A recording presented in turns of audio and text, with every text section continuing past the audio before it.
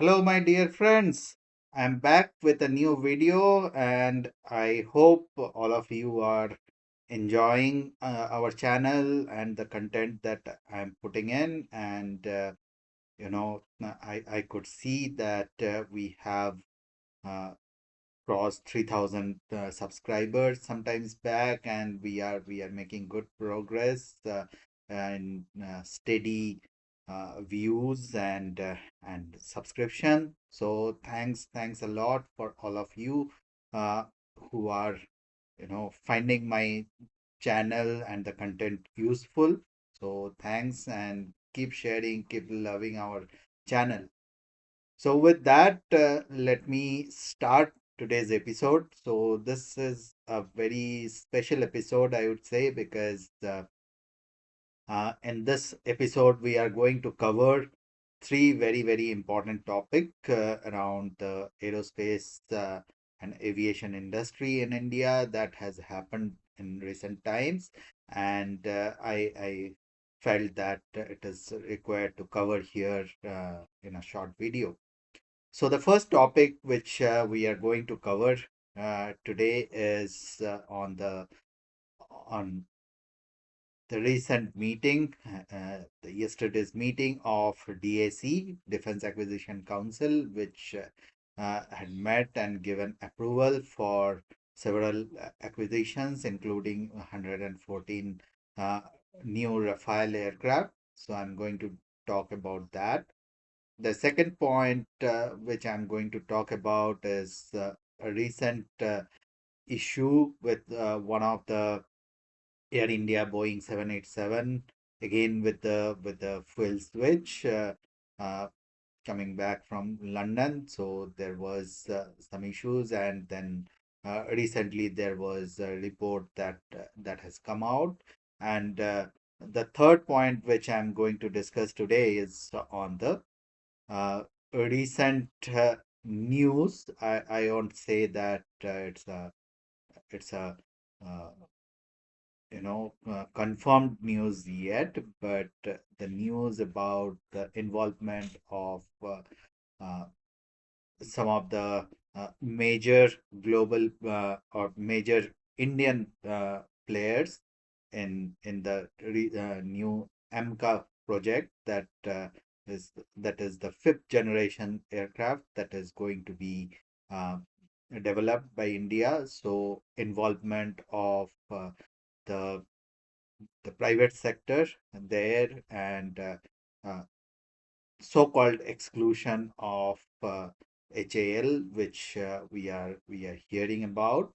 So I will talk a little more about that. So with that, let's dive into the first topic, which is the AMCA, which is sorry the DAC approval, and the DAC approval was uh, given yesterday for 114. Uh, okay, so first of all, what is DAC? DAC is the Defense Acquisition Council, headed by the Defense Minister of India, which kind of uh, approves that the requirement is there, and then the formal acquisition process starts. So that group has that high level uh, ministerial group has met yesterday and given their approval for almost 3.6 lakh crore of acquisition, which includes 114 new Rafale aircrafts. The Rafale has played a great role, probably the hero's role in uh, recent Operation Sindoor against Pakistan, and that has proved why this is a very important piece in the Indian Air Force's strategy. So 114 aircrafts from Dassault. Out of that, a major part of it, almost I think about 90 aircrafts, are going to be manufactured in India with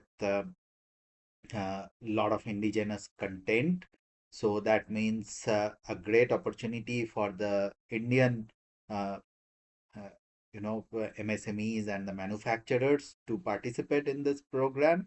And this will create a really good opportunity for jobs, as well as enhance the the original aircraft to a much more potent force, like how we did for Sukhoi 30 MKIs, where we kept producing them under the license, but we periodically kept enhancing them to integrate a lot of new weapon systems in that. So this is what is expected to happen with the Rafale as well. Uh, One important thing, this is going to be a long term project for sure, because uh, not that 114 aircrafts can come and join in at once. So obviously it is going to take a longer time period, but what that means that it is it is also helping us to upgrade our current fleet of Rafales, which are like F3 version.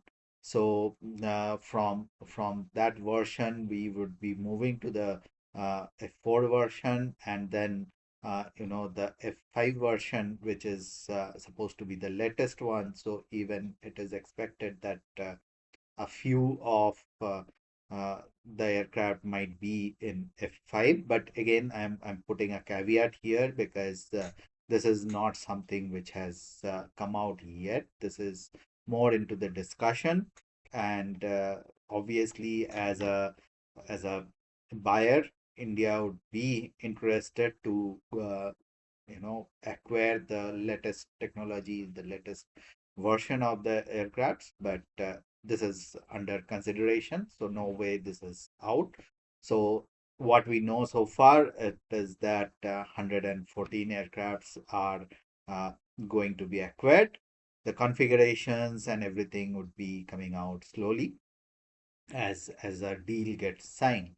Uh, Apart from that, in this uh, DAC approval, we also received approval for six P-8I uh, uh, aircrafts, which are being used mainly by Indian Navy, but these are called submarine hunters, and they play a very, very crucial role to ensure security of our vast coastline, and our vast sea lanes across Bay of Bengal, Arabian Sea, as well as the Indian Ocean region.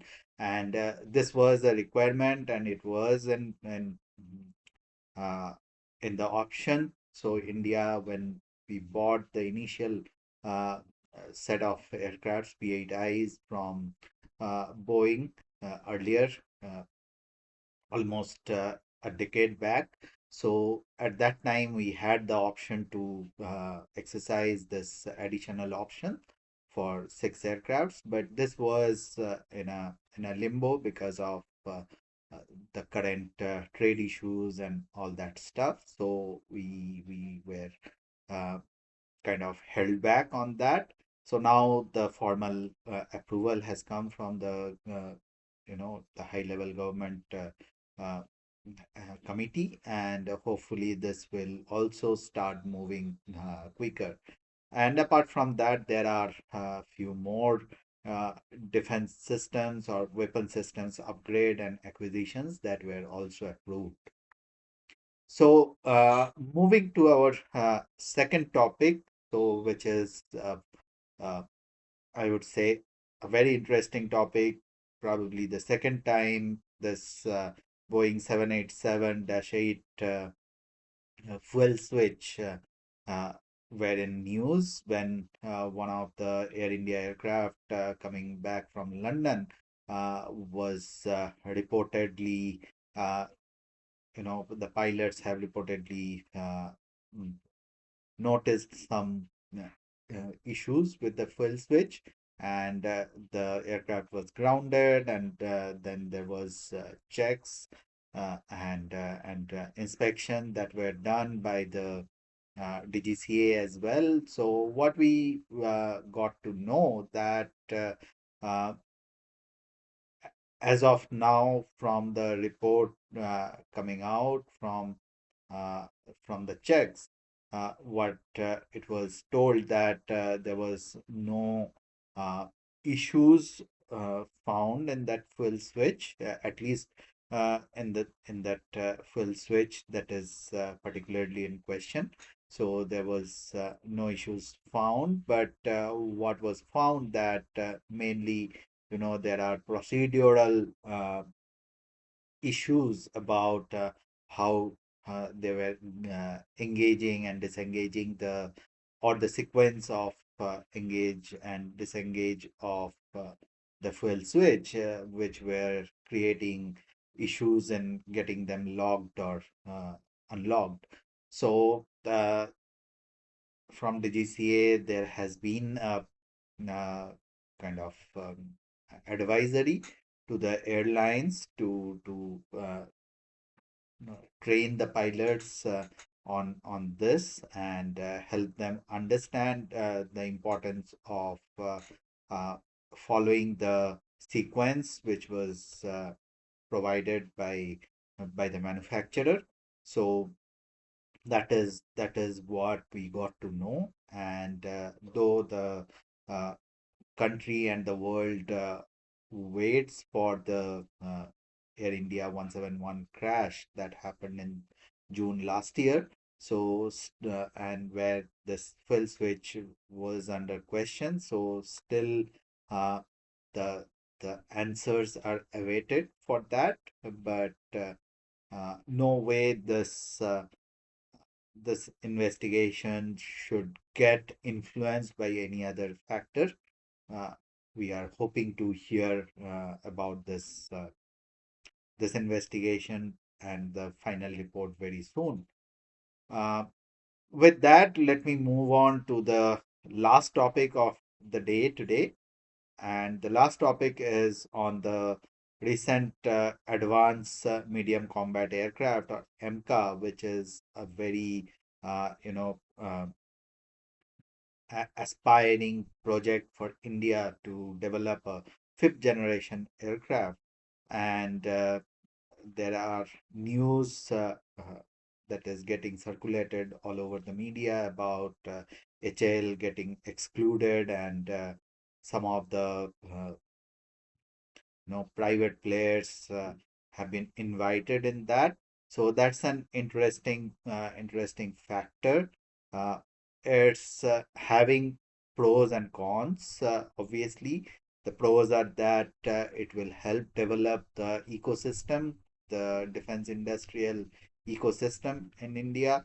uh, you know a, a uh, different private players joining in. There would be a lot of competition, lot of focus on quickly developing the technologies and working on them to commercialize that so that it can go into the production quickly.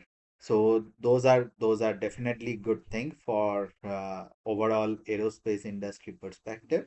uh, the cons, I would say, obviously there are the other players in India, or even the some of the largest uh, players in India do not really have an end-to-end capability yet to develop an aircraft and produce that at a mass scale. Uh, you might argue that Tata is already having that capability. Yes, Tata has set up the manufacturing of uh, C295 and in Gujarat along with Airbus. So definitely they have some experience, but you know developing from a scratch and uh, you know then scaling it up is a completely different ball game, which apart from HAL nobody has done so far in India. So that's definitely one factor, one important risk factor to watch out for. But I'm sure that it will definitely get looked into. Now, we do not really have any confirmation from the government side or from HAL about any official communication regarding the exclusion of HAL from this program. So I would not jump the gun here, and I would say probably HAL is still in the game and might be one of the front runners. But let's wait for a final confirmation to come in. Uh, However, yes, we know that HAL has been struggling with the deliveries and timelines previously with the LCA project, which has created a lot of challenges for the Air Force, which is currently uh, Indian Air Force is currently down to 29 squadrons uh, against the approval of 42.5 squadron. So obviously, this is I would say a, a short uh, nerve for the Indian Air Force and for the government as well. So this should be taken care of as soon as possible. But having said that, we still do not have any clear communication yet on who is in and who is out. So better we don't go into any kind of speculation here and wait for the final communication to come out. So with that, I end this episode here, and I would request all of you to please like, share, and subscribe this video. And with that, thank you. Have a great day.